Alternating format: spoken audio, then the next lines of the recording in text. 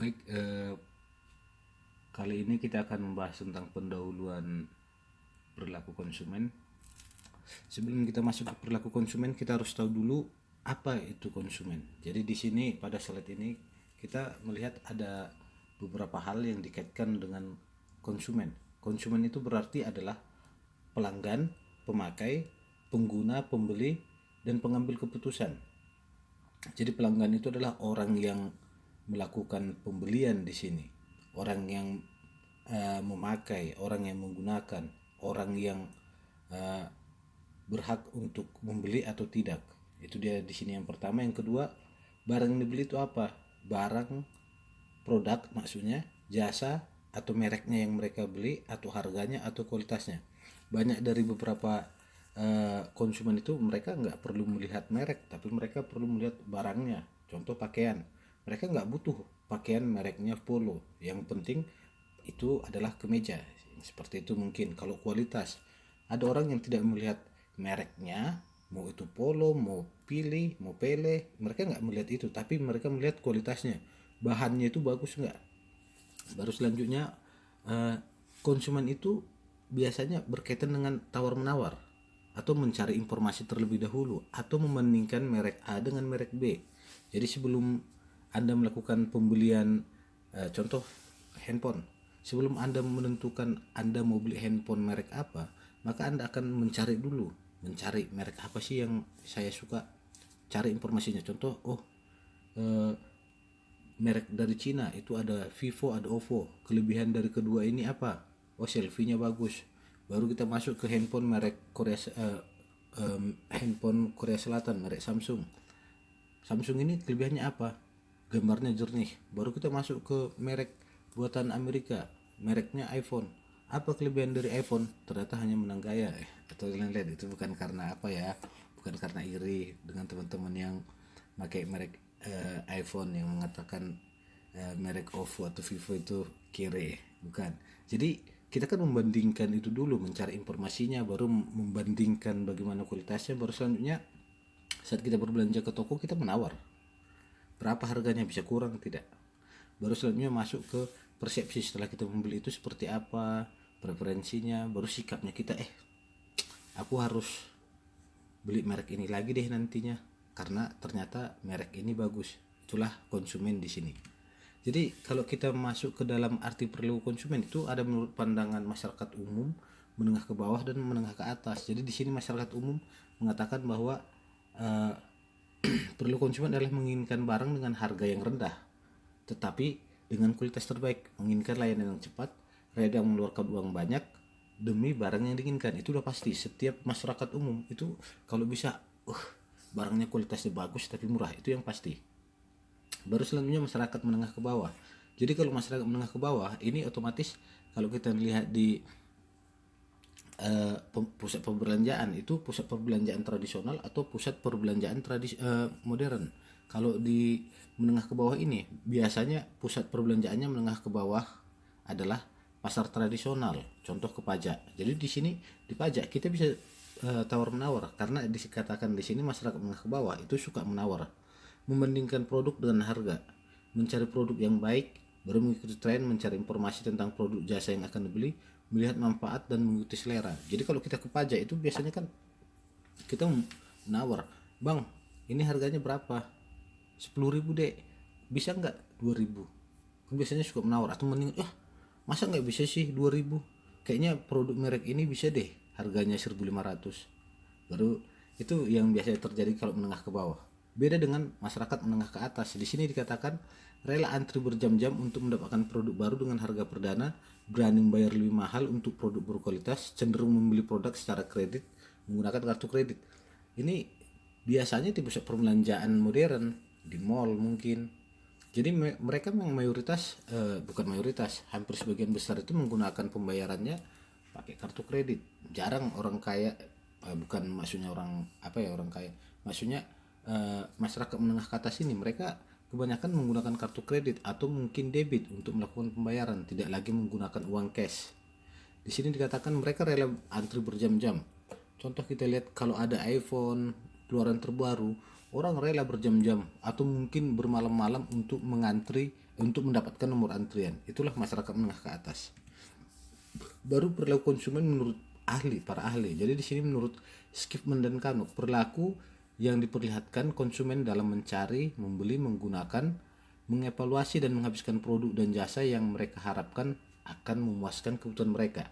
Kalau menurut Angel dan Blackwell dan Minyard, tindakan langsung terlibat dalam mendapatkan, mengkonsumsi, dan menghabiskan produk dan jasa termasuk proses keputusan yang mendahului mengikuti tindakan. Hampir sama sebenarnya pengertiannya. Baru menurut Peter dan Olson, interaksi dinamis antara pengaruh kognisi, perilaku, dan kejadian di sekitar kita di mana manusia melakukan pertukaran dalam hidup atau transaksi dalam hidup. Menurut Moen dan Minor, studi tentang unit pembelian dan proses-proses pertukaran yang terjadi dalam mendapatkan, mengkonsumsi, menyimpan barang, jasa, pengalaman, dan ide. Jadi bisa kita simpulkan dari beberapa definisi itu adalah perilaku konsumen adalah semua kegiatan, tindakan, serta proses psikologis yang mendorong tindakan tersebut pada saat sebelum membeli, ketika membeli, dan saat menggunakan produk dan menghabiskan produk atau jasa. Setelah melakukan hal-hal di atas itu, maka melakukan evaluasi, kegiatan evaluasi. Setelah kita beli, setelah kita konsumsi, setelah itu kita evaluasi, kayaknya produknya jelek. Banyak contoh ke warung makan, kita lihat yang parkir di depan warung makan itu rame banget. Kita akhirnya ke sana, kita coba beli makanannya, kita coba makan di warung itu. Kita makan, kita bayar. Biasanya sih kalau modern itu bayar dulu baru makan ya. Setelah itu kita makan, ternyata nggak enak, padahal udah didoakan gitu ya. Baru kita makan nggak enak, baru setelah habis, baru setelah itu kita evaluasi, aduh sayang banget, bayarnya mahal tapi kenapa makanannya tidak enak. Itu seperti itulah simpulan dari perilaku konsumen. Baru jenis-jenis konsumen. Itu jenis-jenis konsumen ada dua. Pertama, konsumen individu dan konsumen organisasi. Saat kita berbicara konsumen individu, kita berbicara tentang konsumen akhir atau orang yang akan mengkonsumsi produk itu sendiri. Jadi di sini dikatakan konsumen individu adalah membeli barang atau jasa untuk digunakan sendiri, anggota keluarga lain, dan untuk hadiah. Itulah dia konsumen individu. Jadi hanya kita pergunakan sendiri. Beda dengan konsumen organisasi. Konsumen organisasi di sini ini untuk lembaganya atau institusinya atau kumpulannya. Di sini membeli produk atau peralatan dan jasa-jasa lainnya untuk menjalankan kegiatan organisasi. Contoh seperti Universitas Sari Mutiara. Jadi mereka Universitas Sari Mutiara membeli kertas berkarton-karton, berkardus-kardus, berrim-rim itu untuk kebutuhan universitas agar proses dokumentasi di Sari Mutiara menggunakan kertas. Beda dengan ternyata setelah beli kertas itu dipakai sama rektor sendiri, itu tidak mungkin. Kalau dia pembelian organisasi, dia akan dipakai untuk seluruh kegiatan operasional organisasi itu. Baru selanjutnya perspektif riset perilaku konsumen. Jadi ada 3 perspektifnya, yaitu pertama perspektif pengambilan keputusan. Apa itu? Perspektif pengambilan keputusan adalah konsumen memiliki masalah dan melakukan proses pengambilan keputusan rasional untuk memecahkan masalah tersebut. Beda dengan yang pengalaman, perspektif eksperiensial atau pengalaman. Di sini dikatakan konsumen sering mengambil keputusan membeli produk tidak berdasarkan keputusan rasional, namun alasan kegembiraan atau emosi yang diinginkan. Jadi kita bisa tahu bahwa pengalaman itu bukan karena apa yang sudah kita rasakan, tetapi mungkin apa yang orang rasakan. Contoh seperti ini. Ada teman kamu yang beli handphone merek Vivo. Dia katakan, guys, handphone merek Vivo bagus loh. Kamu yang jerawatan bisa nggak jerawatan loh kelihatan. Hasil fotonya membuat kamu tidak jerawat. Iya ya. Ternyata kamu mungkin ada jerawat 2 biji, tapi itu besar-besar seperti itu sebenarnya. Kamu akhirnya kan tertarik karena dia bisa, itu kan rasional. Kamu mengatakan ya rasional dan tidak rasional. Kok bisa muka kamu jerawatan, kok bisa menghasilkan foto yang tidak jerawatan? Itu karena emosinya kamu yang bermain di situ. Baru selanjutnya perspektif pengaruh behavior atau pengaruh perilakunya kamu. Konsumen membeli produk bukan karena alasan rasional atau emosional, melainkan karena dipengaruhi faktor luar seperti pemasaran, budaya, lingkungan, dan ekonomi. Contoh behavioral ini adalah iklan. Iklan kan sangat berpengaruh terhadap kita. Kita lihat ada pemutih kulit di TV, di iklan televisi, itu langsung kita beli. Mudah-mudahan putih, ternyata tetap warnanya kita hitam gosong. Atau mungkin budaya ini juga sangat paling penting, sangat penting. Contoh, di saat hari raya, otomatis hampir sebagian besar masyarakat muslim itu akan membeli baju baru. Begitu juga dengan masyarakat yang beragama Nasrani, mereka setiap Natal itu akan berusaha untuk membeli baju baru. Itu budaya, oke, dan lingkungan dan lain-lain, oke. Selanjutnya mempelajari perilaku konsumen. Jadi kita bisa lihat di sini studi perilaku konsumen meliputi. Jadi apa aja yang dipelajari dalam perilaku konsumen ini? Yang pertama itu apa yang dibeli. Masyarakatnya itu butuhnya apa sebenarnya? Contoh, lipstik warna ungu. Masyarakat butuh nggak lipstik warna ungu? Baru selanjutnya kita masuk mengapa membeli. Ternyata butuh masyarakat itu. Ternyata mereka ada orang yang berkepribadian khusus yang pengen menjadi pusat perhatian, makanya mereka membeli. Baru kapan membeli? Dia beli kapan? Mungkin saat akan lebaran, mungkin saat Natal, mungkin, atau mungkin saat-saat akan ada event. Itu kapan beli? Di mana dibeli? Otomatis kalau produk-produk yang unik, maka belinya di tempat yang unik juga. Mungkin contoh seperti mobil baru kamu bisa beli di mana aja, tapi tempatnya pasti itu di dealer. Kita nggak bisa beli mobil baru itu di jalan. Ada yang jualan mobil baru masih running, platnya masih merah, itu kita beli gitu di jalan. Ada mobil baru itu masih running kok, platnya kayaknya itu dijual. Nggak bisa seperti itu. Kalau mobil baru itu mereka jualnya di dealer. Seberapa sering? Beberapa sering membeli. Maksudnya ini seberapa sering ya. Jadi kalau kita berbicara produk-produk yang seperti itu kan berapa kali? Contoh beda antara beli mobil dengan beli Indomie, beli mie instan. Kalau mie instan mungkin apalagi anak kos itu akhir bulan akan makan mie instan terus, akan membeli mie instan terus. Beda dengan mobil. Mungkin orang kaya pun itu nggak beli mobil tiap minggu atau tiap bulan atau tiap tahun. Mungkin setelah kreditnya lunas baru mereka beli lagi. Baru seberapa sering menggunakannya, itu yang maksudnya di sini ya, seberapa sering menggunakannya. Contoh seperti tadi Indomie mie instan tadi. Seberapa sering menggunakannya? Ya sangat sering kalau mie instan bagi anak kos.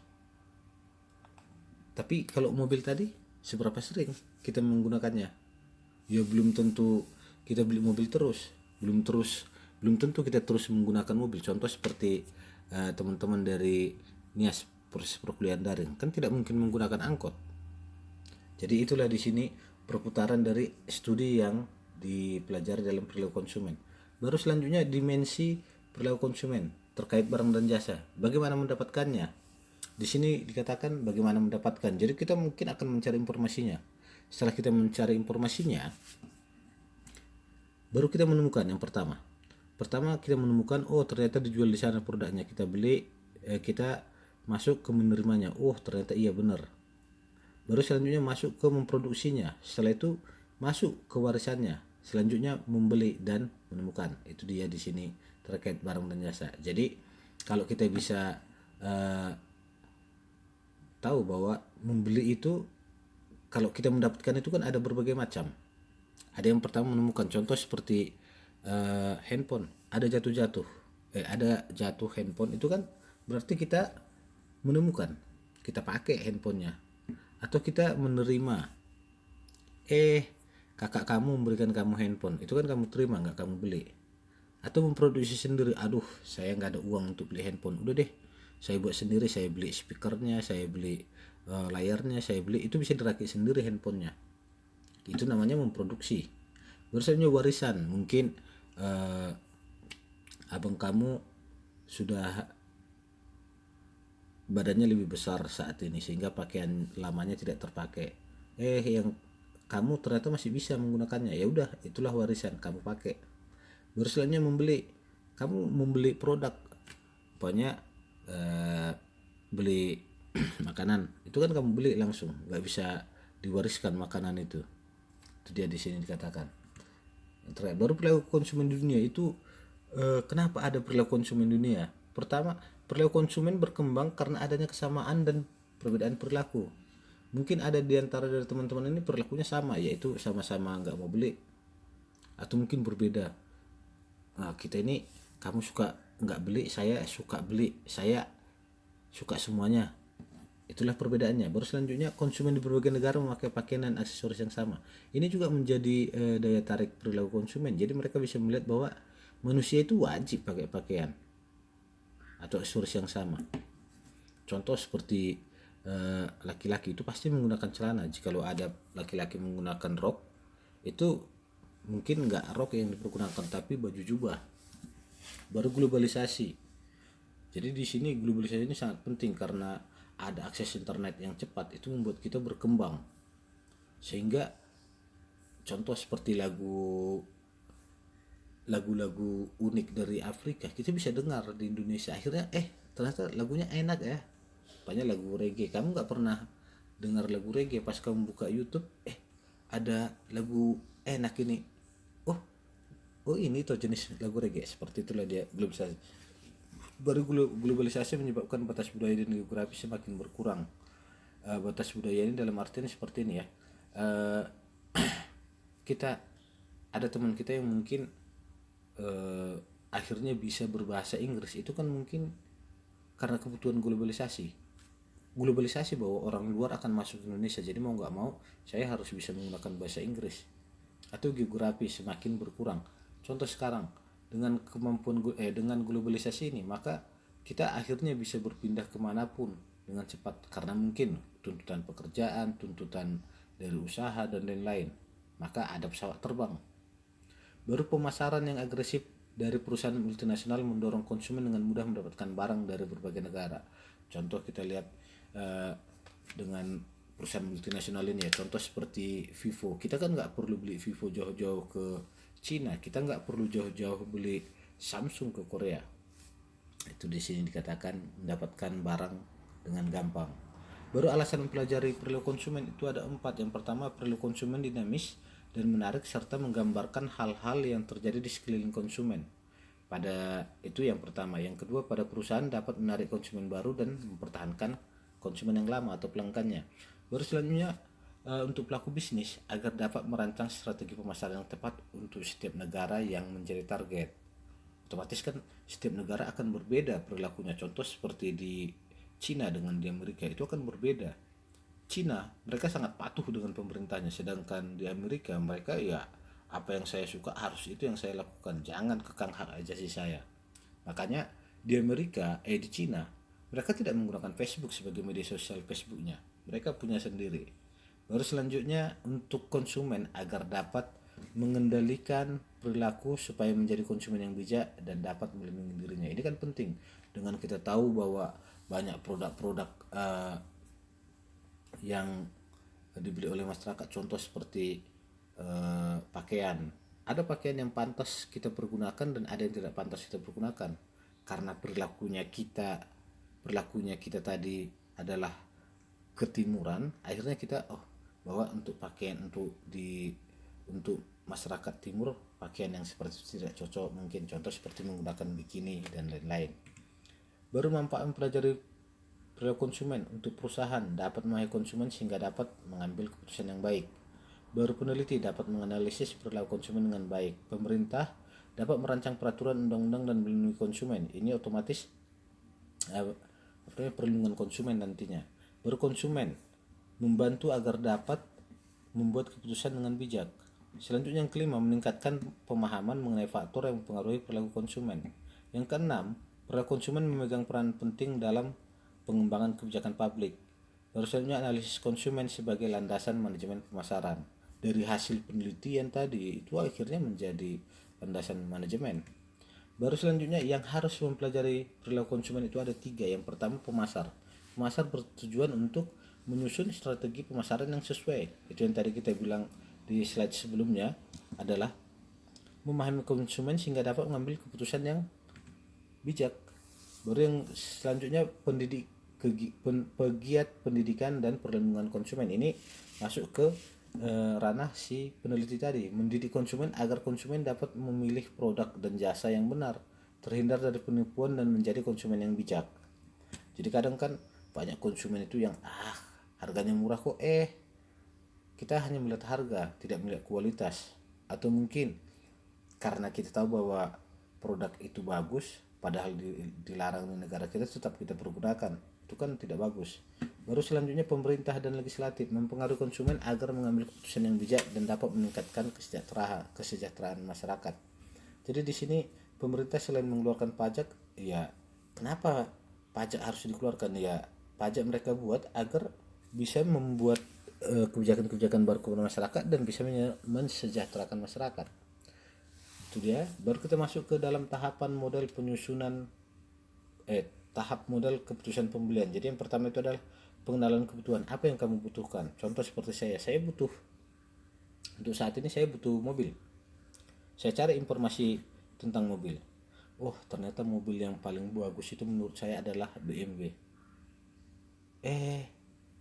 Baru masuk ke evaluasi alternatif setelah kita mendapatkan informasinya. Aduh, kalau BMW kan kemahalan walaupun itu bagus.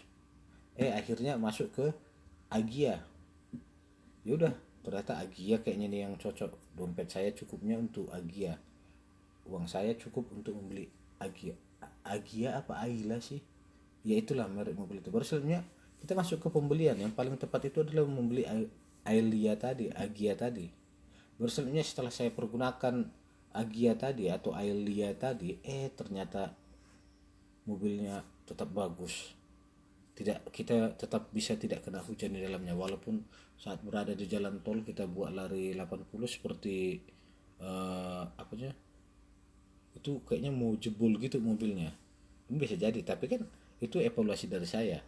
Itulah model keputusan konsumen.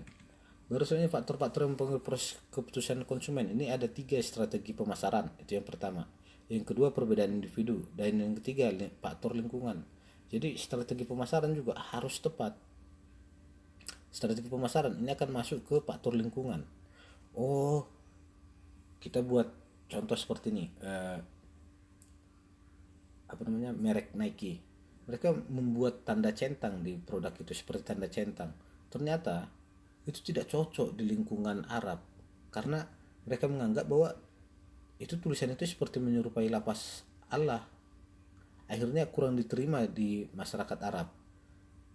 Tetapi ada juga, jadi masuk ke individunya, ternyata ada juga dari daerah Arab yang beli sepatu itu. Wah, enggak kok, itu cuma simbol merek produknya mereka. Jadi itu ya faktor pengaruh keputusan konsumen. Baru selanjutnya dampak proses pengambilan keputusan. Yang pertama itu perumusan kebijakan publik untuk melindungi konsumen. Akhirnya kan setelah terjadi keputusan ini pemerintah ini di sini. Baru yang kedua itu perancangan pendidikan konsumen yang lebih baik. Makanya ada lembaga yang khusus melindungi konsumen. Baru selanjutnya perumusan strategi pemasaran yang lebih baik. Akhirnya setelah pemerintah membuat kebijakan, dibuat edukasi terhadap masyarakat, akhirnya perusahaan juga harus membuat strategi yang baru agar bisa masuk ke dalam masyarakat tanpa harus melanggar kebijakan-kebijakan yang dibuat oleh pemerintah.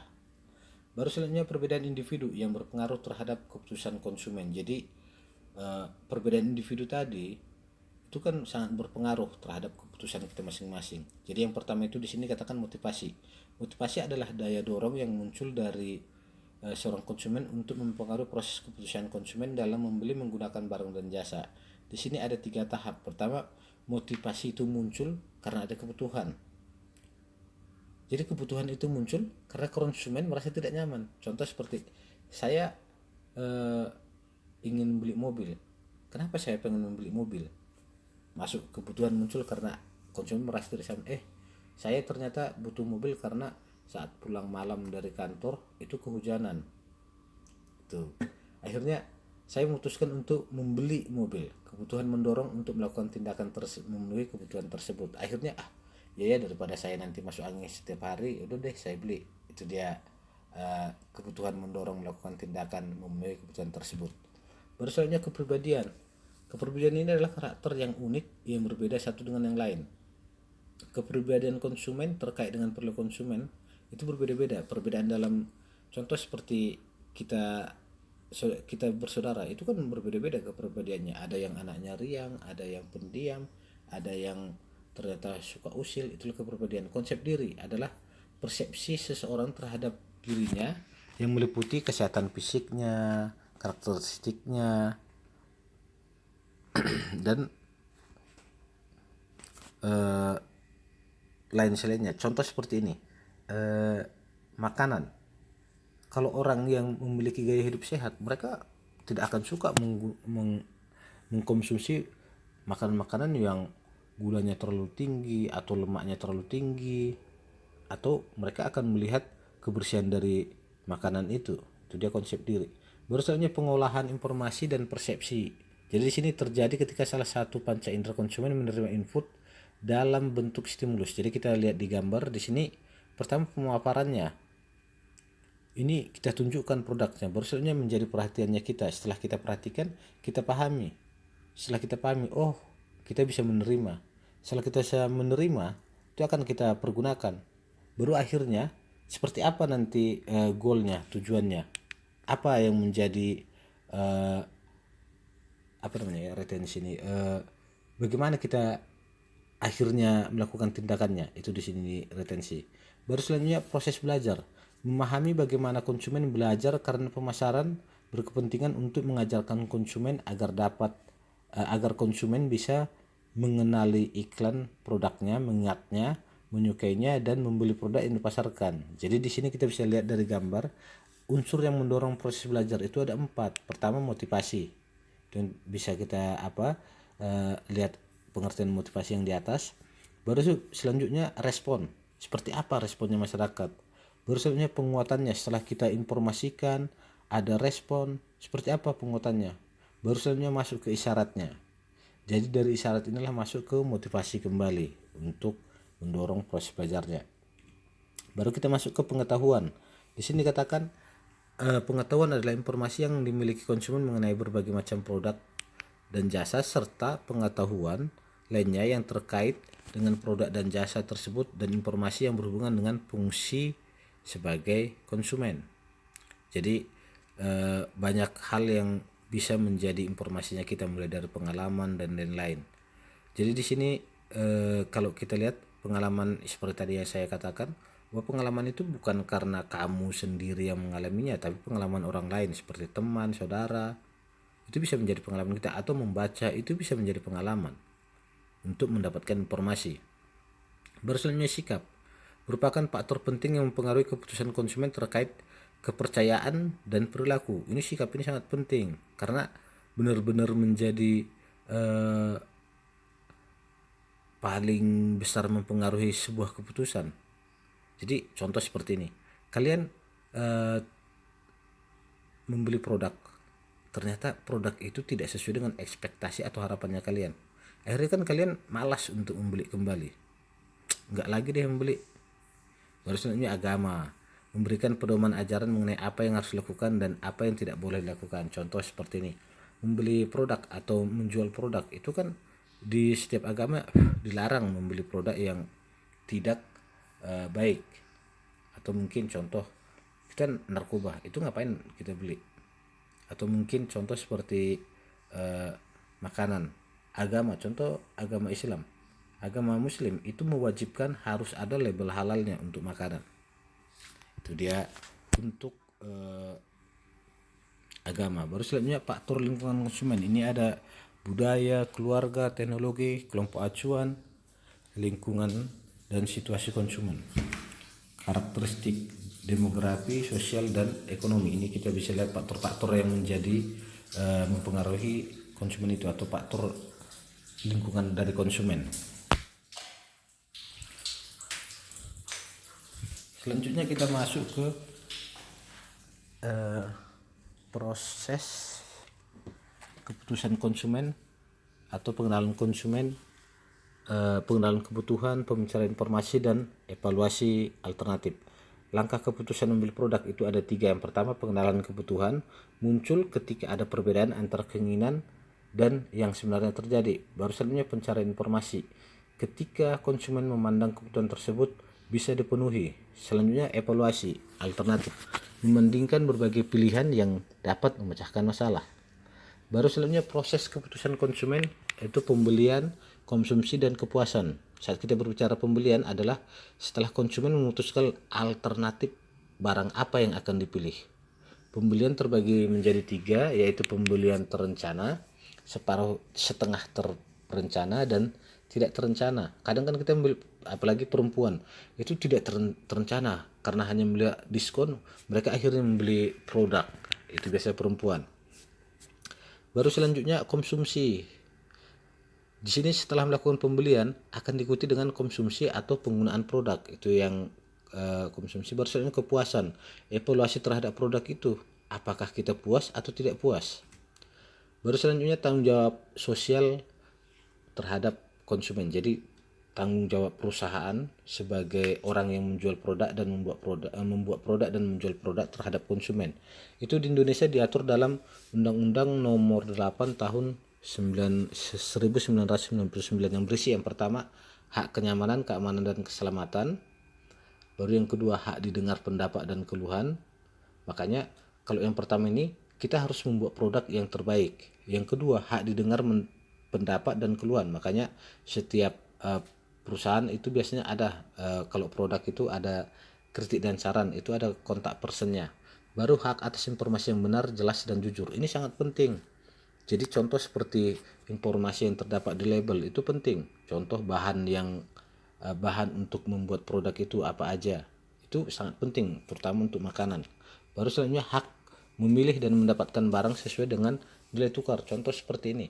Kamu membeli baju polo seharga 1.200.000. Itu sesuai enggak? Ya, saya rasa mungkin sesuai karena memang polo kualitasnya bagus. Jadi kamu memang merasa tidak rugi membeli baju merek polo dengan harga yang sangat tinggi karena kamu merasa ya produknya bagus. Baru selanjutnya hak mendapat pembinaan dan pendidikan konsumen. Jadi saat kita mengalami keluhan atau kita sedang bertanya lah, Kak, televisinya ini seperti apa sih gambarannya? Dia bisa jelaskan televisi tadi tanpa ada yang ditutup-tutupi. Atau mungkin ada yang kita mau kritik tentang televisi yang akan mau kita beli, itu bisa. Baru selanjutnya hak untuk dilayani secara benar dan tidak diskriminatif.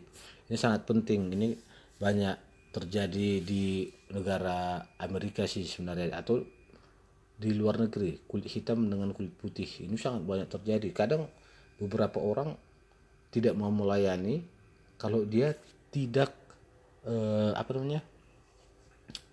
tidak berkulit sama dengan dia. Atau di Indonesia juga banyak yang terjadi seperti itu, hanya menerima anak kos muslimah atau hanya menerima anak kos laki. Ya itu memang hak dari si penyedia layanan, tetapi di sini dikatakan tanggung jawab sosial terhadap konsumen. Jadi menurut undang-undang itu tidak benar. Oke. Biasanya pemahaman yang baik pada perilaku konsumen membantu manajer pemasaran dalam yang pertama itu adalah analisis lingkungan. Di sini si manajer mampu mengevaluasi faktor kekuatan luar yang berpengaruh terhadap perusahaan dan pelanggannya, serta mampu menciptakan tantangan dan peluang yang baru. Selanjutnya riset pasar. Di sini kita dapat si manajer dapat mengumpulkan data atau informasi mengenai perilaku konsumen agar dapat menyusun strategi pemasaran yang lebih baik. Segmentasi ini sangat penting. Segmentasi ini manajer dapat mengelompokkan pasar atau konsumen berdasarkan karakter-karakter tertentu yang dipilih oleh produsen sebagai sasaran produknya. Contoh seperti mobil itu pangsa pasarnya berbeda-beda, segmentasinya berbeda-beda. Contoh seperti BMW itu membuat mobil-mobil yang harga mahal karena memang mereka mensegmentasikan atau mengelompokkan bahwa yang akan membeli produk kami adalah menengah ke atas. Baru positioning dan diferensiasi. Di sini dikatakan agar Manajer dapat menciptakan persepsi mengenai karakteristik produk yang dibandingkan dengan produk pesaing. Jadi kalau positioning ini kan terkait dengan diferensiasi dalam merancang produk dengan karakteristik yang berbeda-beda tadi. Baru selanjutnya bauran pemasaran. Di sini manajer akhirnya dapat membuat sejumlah alat pemasaran yang digunakan perusahaan sesuai dengan tujuan perusahaan atau apa yang akan dicapai oleh perusahaan. Baru selanjutnya hal-hal yang harus diperhatikan oleh pemasar. Itu ada 7P. Kalau ini biasa dikatakan adalah 7P, yaitu product, price, place, promotion, people, process, dan physical evidence. Jadi di sini yang pertama, produk ini adalah harus sesuai dengan kebutuhan konsumen dan memberikan manfaat untuk memecahkan masalah yang dihadapi oleh konsumen. Baru selanjutnya harga atau price harus terjangkau oleh konsumen yang akan membeli produk tersebut. Jadi harus terjangkau sesuai produk dengan harga. Baru place atau tempat. Bagaimana perusahaan mendistribusikan produknya sehingga dapat diperoleh oleh konsumen dengan mudah.